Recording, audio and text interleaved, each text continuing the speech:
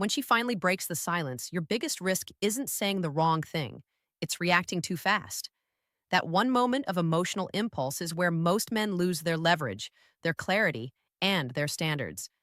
She'll sense instantly whether you've grown or whether you're still desperate for her attention. But here's the hidden part: this moment can actually work in your favor if you know how to use it. There's a specific way to respond that shows her you've evolved, that your life didn't freeze during her absence, and that you now move from grounded strength, not emotional hunger. The shift is subtle, but it changes everything. Because, understand this, her message isn't a romantic surprise, it's a negotiation. How you respond in the first few seconds silently defines your role going forward. Men who answer from instinct fall right back into the old dynamic. Men who answer from clarity reset the entire frame without saying a single clever line. This video is going to show you exactly how to move with the kind of presence that makes her feel the difference. Like and subscribe before we get into it. Because the first principle we're about to break down becomes the backbone of every interaction that follows. The moment her name lights up your phone after weeks of silence, something fires in your chest before your brain even gets a chance to catch up. Your hand twitches toward the screen. Your mind flashes old memories. Your body reacts like it's been waiting in the shadows for this exact moment. And without even realizing it, you've shifted from living your life to responding to hers. That instant surge you feel, it's not confidence. It's not clarity. It's not even excitement. It's a rush of emotional electricity built from uncertainty, longing, and unfinished business. Your nervous system treats her message like a rescue rope, something to hold on to, something that promises relief. That's why your first instinct is always the same. Grab the phone, type something fast, reassure her you're still there. But that instinct isn't strength. It's fear dressed up as enthusiasm. It's fear that she might disappear again if you don't respond quickly enough. Fear that you might lose the connection you've been replaying in your head. Fear that you only get one shot and you'd better not mess it up. And here's the uncomfortable truth: when you respond instantly, you reveal far more than you think. You show her you're standing in the exact same spot she left you. You show her her silence didn't impact your standards, your growth, or your momentum. You show her she still has emotional pull over you even after she walked away. Women don't need a psychology textbook to sense this. They feel it instantly, whether consciously or not. They can read the energy behind a message the same way they read tone, posture, or attention. And nothing exposes a man's emotional dependence faster than a lightning quick reply after being kept on pause. This isn't about playing hard to get. It's about understanding the difference between acting and reacting. When you fire back a message, the second she reappears, you're not choosing anything. You're not evaluating anything. You're not leading anything. You're simply surrendering to the easiest, fastest hit of emotional comfort. Every time you do that, you lose leverage, clarity, and presence. A man who reacts instantly is not a man in control. He's a man begging for the next moment of relief. And this is exactly where the shift begins. If you want to stop being pulled by impulse and start responding like someone who respects himself, the first thing you must learn is the power of the pause. That split second when you stop yourself from answering right away. That's where your power begins. Most men think pausing is some kind of trick, a strategy to appear distant or raise their value. But the pause has nothing to do with manipulation. It has everything to do with reclaiming your emotional center. When she reaches out after silence, your nervous system leaps forward while your mind is still tying its shoelaces. You feel the urge to respond immediately because instant gratification feels like certainty. It removes the discomfort. It soothes the unknown. But a man who can't tolerate a moment of discomfort becomes predictable, impulsive, and easy to influence. The pause interrupts that cycle.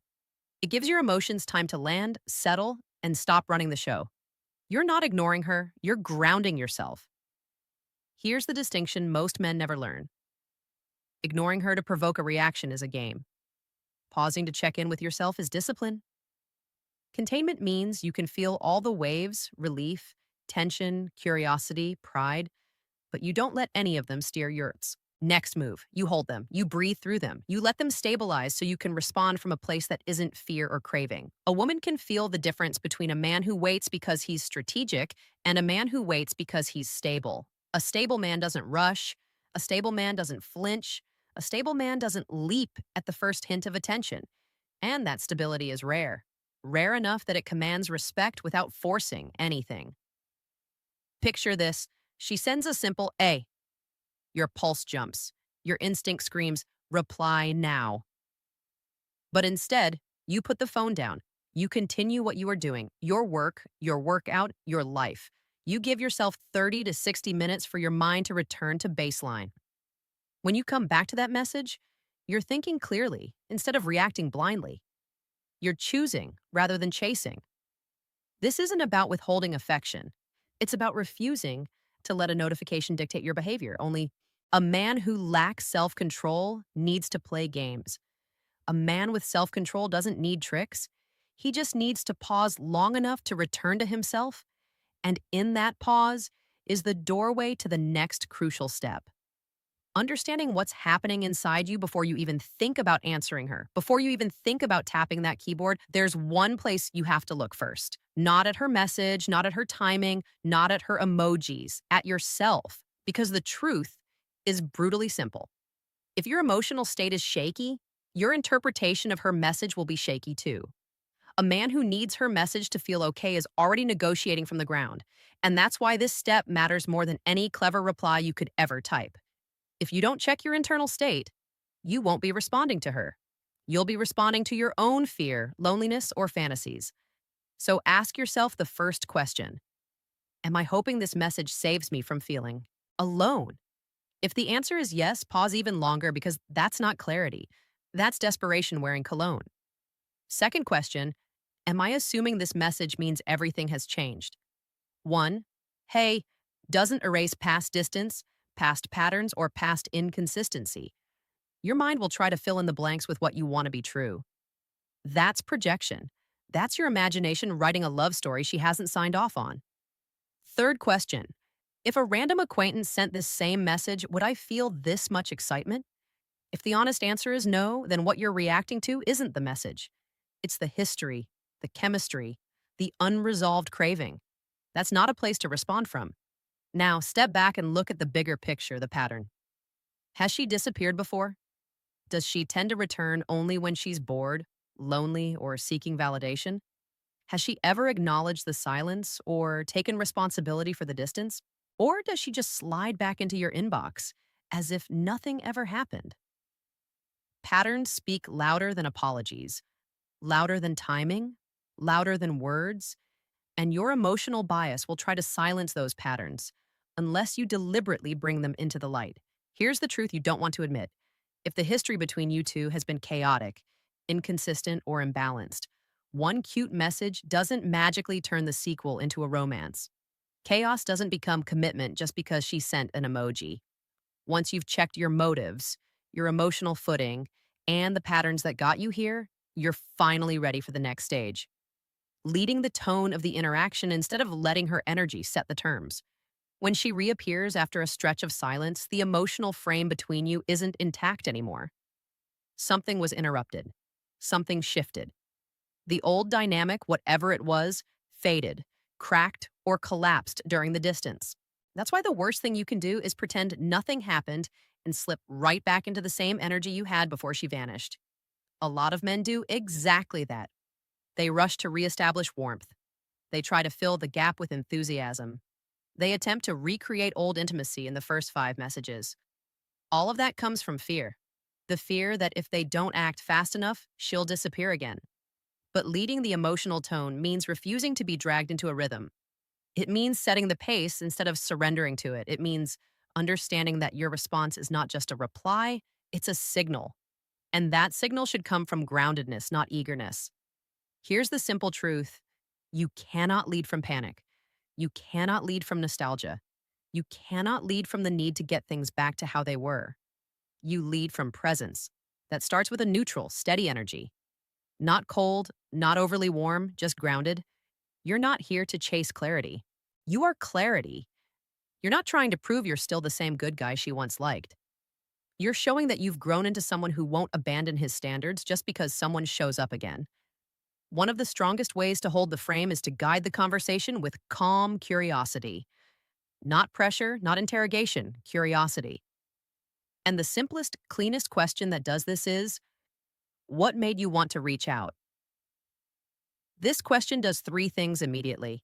It brings the silence into the room without hostility. It invites honesty without forcing it. And it reveals her emotional posture. If she deflects, jokes, or avoids answering, you've learned something. If she becomes sincere, vulnerable, or accountable, you've learned something else entirely. Her reaction tells you more than her message ever could. Remember, frame isn't about control, it's about direction. You set the tone she steps into, not with pressure, but with presence, not with tactics, but with centeredness. And the fastest way to lose that frame, dumping your emotions all over her the moment she opens the door. Which brings us to what you must avoid next. Nothing collapses your strength faster than unloading everything you've been holding the moment she reaches out. It's tempting. You've had time to stew in unanswered questions, lingering hurt, pent up frustration, or unresolved longing. And when she finally sends that message, it feels like an opening to pour it all out. But emotional dumping is not vulnerability. It's not courage. It's loss of containment. Emotional spillage looks like this: long paragraphs explaining how much her silence affected you, rapid fire messages trying to clarify everything at once, confessions laced with fear, hope, pain, and pressure, a desperate need to be understood, validated, or reassured. You think you're being honest. You think you're finally expressing what you've been bottling up. But if your emotions aren't grounded, if you haven't processed them first, what you're doing isn't sharing. It's leaking. And leakage never reads as strength, it reads as instability. The impact on her is immediate. She'll feel the weight of your emotions hitting her all at once. And instead of drawing her closer, it pushes her into the role of emotional regulator, something she never agreed to be. It signals that her return has the power to destabilize you, that she's the center of your emotional universe, and that you haven't grown through the silence at all. Now, avoiding spillage doesn't mean suppressing everything. Pretending to be unbothered is just repression, and repression always cracks later. Containment is something entirely different. Containment means you feel fully, but you don't make her responsible for those feelings. You process them yourself through journaling, reflection, conversations with trusted friends, or simply giving yourself time so that when you show up clean. Here's a practical rule. If you have more than 2 sentences worth of emotional content to deliver, write it out somewhere else first. See what part of it is clarity and what part is just emotional overflow. Most of what you want to say in the heat of reconnection is temporary impulse, not truth. When the relationship genuinely rebuilds, if it ever does, there will be space for deeper emotional conversations. But that space must be earned, not forced. And the man who can lead with calm presence instead of emotional urgency is the man who communicates strength without saying a word. The silence you endured wasn't just an empty space. It wasn't a punishment or a void you had to survive. It was a reset, a forced pause that gave you room to breathe, recalibrate, and remember who you are when you're not wrapped up in someone else's emotional orbit. That space may have felt painful, confusing, or even humiliating at first, but it also offered you something priceless: clarity. Maybe you started sleeping better. Maybe you rediscovered routines that make you feel grounded. Maybe you finally had time to focus on your work, your fitness, your goals. Maybe you simply noticed how much mental noise disappears when you're not waiting for her messages. That is peace. Not the absence of feelings, but the presence of stability. Peace looks like checking your phone less, thinking more clearly, breathing more easily, reconnecting with your own pace instead of chasing someone else's. So when she reappears, the question is no longer, how do I get her back? It becomes, does letting her back in protect or disturb the peace I fought to rebuild? A lot of men welcome chaos just to avoid loneliness. They confuse emotional turbulence with emotional connection. They mistake intensity for intimacy. They convince themselves that the return of someone familiar will solve the emptiness inside. But chaos disguised as connection will keep you in a loop, an exhausting cycle that steals your focus, drains your self respect, and disrupts your growth. Before you reply, look at the energy she brings back with her. Is she taking responsibility? Is she clear, direct, honest? Or is she vague, casual, and testing to see if you're still available whenever she needs a hit of attention? Her message is not an invitation into your life, it's information. You decide what to do with it. This is where your power shifts. You're not standing at the door hoping she chooses you. You're standing inside the world you've rebuilt, evaluating whether she deserves a place in it. That mindset alone transforms how you respond, how you show up, and how you lead. Because at the core of masculine strength is peace. If someone disrupts it, drains it, or plays loosely with it, they don't get easy access. They earn it or they lose it. And now that you understand what your silence has given you, you're ready for the final step, responding as the man you've become, not the man you used to be. By the time she reaches out, the real question isn't what she said, why she said it, or what she wants. The real question is, who are you now? There's the version of you she walked away from, the one who reacted fast, overgave, overexplained, and hoped his effort would close the emotional gap. And then there's the version that emerged during the silence, the man who learned restraint, clarity, and self respect. Your evolved self doesn't fear outcomes. He's not auditioning. He's not hoping to be chosen.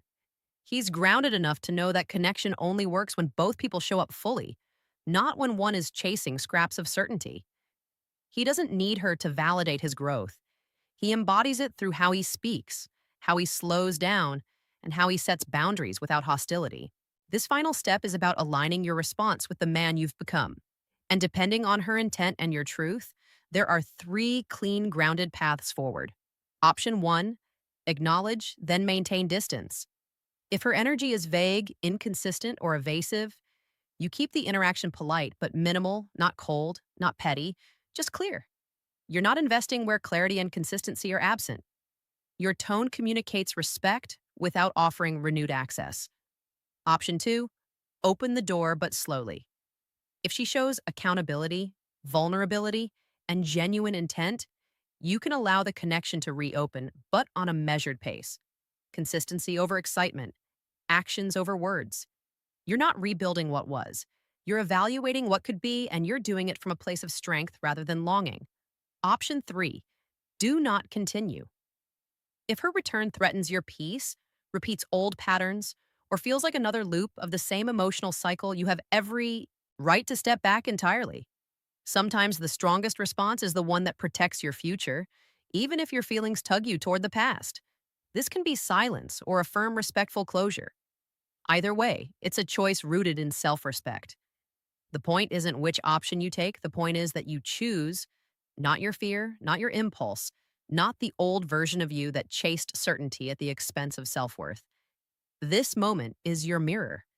It reveals whether you've simply survived the silence or evolved through it. How you respond isn't a test she gives you, it's a test you give yourself. When a woman comes back after silence, most men treat it like a lifeline. But if you followed this journey, you already know the truth. Her message is not the main event. Your response is, because the moment that notification shows up, it doesn't just poke your feelings. It exposes your relationship with yourself. It touches the parts of you that crave reassurance, that hate uncertainty, that want things to finally make sense. But now you see the bigger picture. You pause. You check your motives. You read intent instead of fantasies. You lead the emotional tone instead of rushing to fill the void. You don't pour out raw emotion, hoping she'll cradle it. You protect the peace you built in her absence. And you respond not as the man she left, but as the man you've grown into.